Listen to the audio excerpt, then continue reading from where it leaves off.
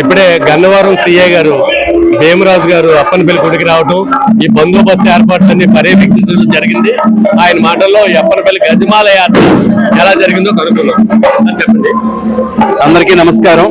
శ్రీ అప్పనపల్లి బాలబాలాజీ స్వామివారి యొక్క వార్షిక శ్రీకళ్యాణ మహోత్సవాలకి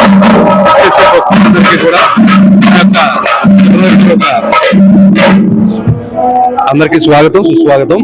ఈ రోజు మన శ్రీ బాలబాలాజీ స్వామివారి యొక్క వార్షిక తిరుకళ్యాణ మహోత్సవాలకు ఇచ్చేస్తున్న భక్తులందరికీ కూడా మా పోలీస్ శాఖ తరపు నుంచి స్వాగతం చెబుతున్నాం.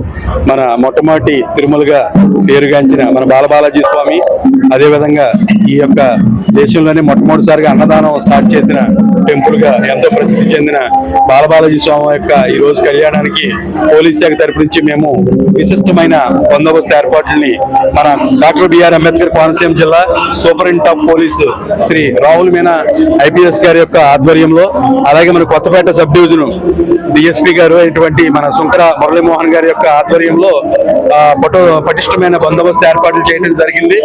అలాగే ఈ దేవాలయానికి ఇటీవల కాలంలో స్టార్ట్ చేసిన గజమాల యాత్ర కూడా చాలా విజయవంతంగా, ప్రశాంతంగా, భారీ భద్రత నడుమ దేవాలయం దగ్గరికి చేరుకోవడం జరిగింది. అదేవిధంగా ఇప్పుడు కళ్యాణానికి కూడా ఏర్పాట్లు జరుగుతున్నాయి.